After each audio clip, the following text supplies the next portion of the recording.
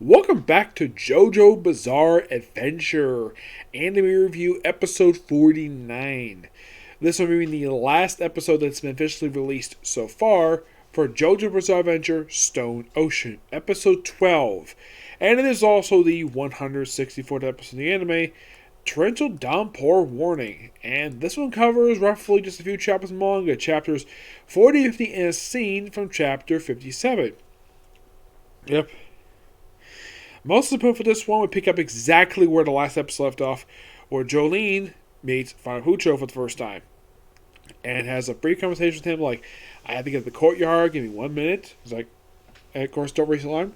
Like, of course, she gives him a break of conversation because he's a priest. So she's allowed to go through the revolving door. 17's 2 episodes back. And then she sees a guy in the courtyard with a scarf around his neck. And she assumes this might be the person she's looking for. Nope, it's actually one of the guards. How she figures out? The badge on his arm.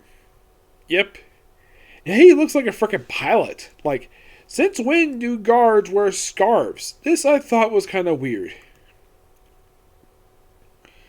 To say the least. Oh yes, definitely. It's by far the most weirdest idea they had for this one. Yeah. And his English, it's not listed exactly who his English dub actor is. It's just that appearance-wise, he looks like a freaking fighter pilot. Why the heck does he look like this? Don't know. It's one of the most baffling things. And there's also another guard who's in this episode who is voiced by Elliot Schruff. So apparently these two guards are brainwashed by Jucho to stop Jolene to get the disc back. And he's like, why am I here again? Who gave me orders? Don't know. And he proceeds to shoot her about 5 times in the frickin' gut. And it seems like he's about to kill her. And then all of a sudden, for some strange reason, there's raining frogs. Yes, raining frogs. What type of frogs, they might ask? Frogs that are in fact poisonous. Yes. Which, by the way, they actually do mention this is quite hilarious.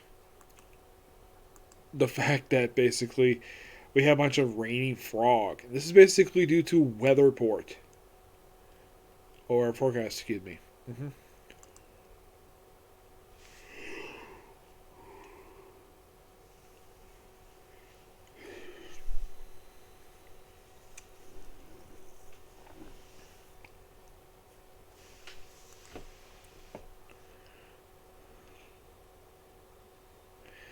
So, eventually, of course, they do bring up the fact that apparently over the course of the decade, there was like raining like lambs, a bunch of other creatures in the sky.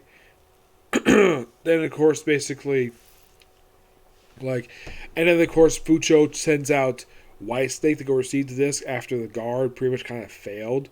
Actually, he kind of blew himself up, though he was able to get out of the little predicament he was in. He also mentioned the pants he's wearing was $800, which I'm like, really? Since when does a priest spend $800 on a pair of pants? Yeah, it's almost like, though, this priest, despite fact being applied to be they say he's a, they don't say what denomination he is. It could be a Catholic priest, possibly. They do mention seminary. And, of course, he's referred to as father, so it's presumed he might be a Catholic priest or an Episcopalian priest. You're thinking, Episcopalian priest? Yes, from what I've heard, Episcopalian priests are like the Catholic Church. I know because I've seen one, where they're like them, except their ministers are in fact allowed to marry. Yes, same position title, just that basically allowed to marry. Could be Episcopalian, but they don't really go into it at all. And by the way, he's got the weirdest looking hairstyle I've ever seen, where it's like he's got like a little dot for an eyebrow. His hair is by far one of the most weirdest things for the series. But it's JoJo Bizarre Adventures. Of course everything is so bizarre, to say the least. Heck, even when Jolene's on the ground, she has to do a pose because, of course, you gotta do a pose when it comes to being a member of the Joestar family. Yep. And after taking care of, well, that guard. Of course, the guard dies. You have a blighted guard, and then he attempts to send Whitesnake out after the frogs start raining down. When a forecast basically is injured, look like he's knocked unconscious. Then, of course, like, Whitesnake finds the disc, except that Jolene basically figures out, oh yeah, apparently these frogs apparently are poisonous if their fluid is exposed, if they splat on the ground. Look how she used some live frogs to shield herself. And then, of course, after she gets back to Stardust Platinum, she gives it to a carrier pigeon, who is the actual Savage Guardian. Yes, a carrier pigeon. And it flies off to the Speedwagon Foundation, which apparently it's mentioned that, oh yeah, JoJo Cujo is in fact awake and conscious. He's physically alive, but his mind is not there. So an amnesiac, but it's part of the story. And apparently Pucho had no... Apparently it's like he apparently doesn't have a problem with the fact that he lost Stardust Platinum. He does feel the reason why he took it, because he wanted revenge for the death of his best friend, Dio Brando. Yes, he's a friend of Dio Brando. And of course, show a flashback in the episode of him meeting Dio Brando, where he's like reading a book, and it's great to see Dio Brando again. First time he's seen in person, like an actual version of Dio Brando since Stardust Crusaders. Though apparently this flashback is just before the events of Stardust Crusaders, possibly, and you want something really cool? Dio is once again has his voice reprised by Patrick Stultz, making it the first time he's actually played the character since the end of Stardust Crusaders. Yes. Now, Dio did have a brief mention in Part 5, but this guy actually has a connection to him. And there's more connections to Dio in this part from what I read. Yes. Don't worry. So, after, of course, like, this gets away, and of course, the father just walks away. That leads to him in the post-credits scene where he meets up with the villain for the next arc, which I'll get to in a minute. As for Jolene, she is taken into custody while she's strapped to a gurney and taken away. And before about the raining frogs thing. And as the post-credits scene with the debut of the next villain of the series.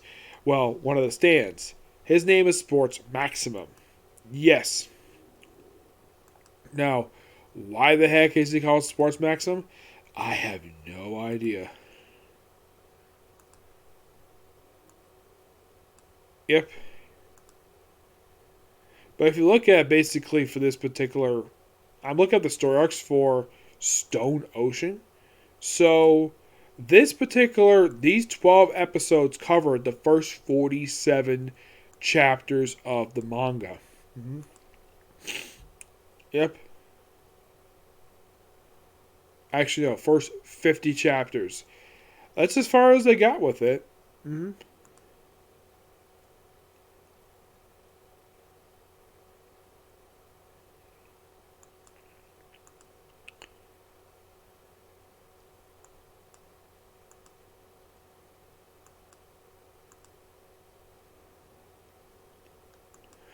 Yeah. Still a little while before we get to the end of this particular arc. Well, the case is part anyways. Yes. Now, over the course of these 12 episodes, basically the arcs for Stone Ocean is basically, there's actual arcs for these parts. It covers 1, 2, 3, 4, 5, 6, 7, 8. Only the first 9 arcs are covered. Actually, the first 10 are just covered in the first 12 episodes. Next one's called The Kiss of Love and of Revenge. Which my guess is it might be a 2-parter. Might be 3. But they're probably going to cover those the next time they're going to do this. Whenever they decide to release the next 12 episodes. Well, next set of dub episodes released for this particular run. Now, I should point out, though, something interesting, though, about this one. This actually is the first one to release dub episodes same time as sub-episodes over here. Yeah, it's the first one to do that because I've never seen this before. Usually, the way it works, because Netflix got their hands on the streaming service rights. Oh, yeah, apparently, This actually is airing in Japan. Yeah, it is. And they've only aired to, I think it was like episode, let's see. I think they've only aired to episode number, I think it was 8. Yeah, 8 was the most recent. No, it was 8. Let's see. On TV, which was actually airs next week, actually. So basically, episode 6 was the most recent episode that aired on TV. Yes. So in Japan, they've already aired the first 6 episodes of this. Which is kind of weird, though, the fact that it airs on Netflix first, then it airs on TV. I find that'd be kind of weird. But these episodes have been pure fun to watch, and I've been thoroughly enjoying watching them. Now, in the case of basically what I'm going to do next, well, I'm still going to do Jujutsu Kaisen, but there's still one more thing I got to do for the anime. And that is, there are 2 OVAs. Thus spoke Rohan. Yes, this is going to be quite interesting, though, when it comes to this thing. I will be discussing the original dub actor for Rohan when I discuss it, because he's been controversial. I'll get to him soon. Don't worry. So, that's going to be pretty much it for this particular review. Stay tuned for my next review, which is going to be a review of episode 42 of Shaman King. Okay, thanks for the video. Bye.